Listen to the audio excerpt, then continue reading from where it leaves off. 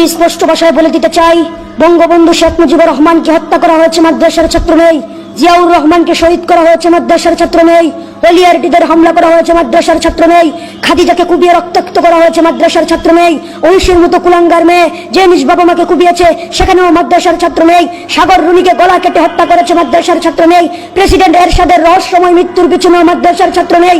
শুধু তাই নয়, আরো কিছু তথ্য বলে দিতে চাই।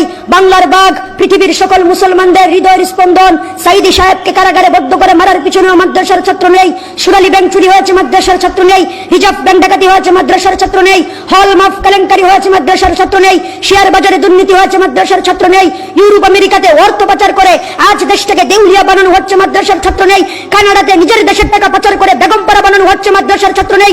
শুধু তাই নয়, টেকনাফ থেকে তেতুলিয়া, রূপসা থেকে পাথুরিয়া, সুন্দরবন থেকে বান্দরবন, সারা বাংলাদেশকে চ্যালেঞ্জ করে বলতে পারবো, স্বাধীনতার ইতিহাস থেকে আজ পর্যন্ত, পৃথিবীর শুরু থেকে আজ পর্যন্ত যে কোন দেশে যত বড় বড় দুর্ঘটনা হয়েছে, কোন একটা দুর্ঘটনার সাথে মাদ্রাসার ছাত্ররা কিংবা কোন আলেম জড়িত আছে, ওই রকম প্রমাণ দ্বারা কেউ দিতে পারবে না।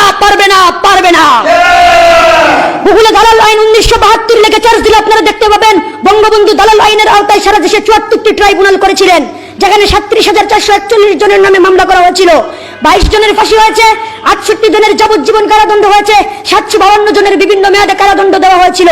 আশ্চর্যজনক হলেও সত্যি হলো 22 জন, 68 জন, 752 জন, এমনকি 37,441 জনের মধ্যেও ইসলামিক কোন নেতা বা আলেম নেই।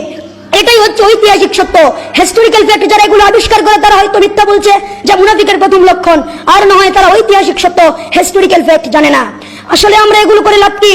দুনিয়াতে চিরদিন থাকবো না, দুনিয়া চিরদিনের নয়। মৃত্যুর কতদিন পর মানুষের কি হবে? নাক পচতে শুরু করবে 3 দিন পর, নখ খসে যাবে 6 দিন পর, পেট ফেটে যাবে 10 দিন পর, চোখ গলে যাবে 17 দিন পর, হাড় থেকে মাংস খসে যাবে 60 দিন পর, হাড়গুলো পৃথক হয়ে যাবে 90 দিন পর, হাড়গুলো মাটির সাথে মিশে যাবে 60 বছর পর। সুতরাং আমি মনে করি আলেম উলামাদেরকে এভাবে গালি দেওয়া, আলেম উলামাদেরকে দেখতে না পারা, নবীর ওয়ারিসদেরকে সমাজ থেকে বের করে দেওয়া, এটা কোনো মুসলমানদের বৈশিষ্ট্য নয়। আমরা যেন আলেম উলামাদেরকে শ্রদ্ধা করে, আলেম উলামাদেরকে সম্মান করে আমরা আমাদের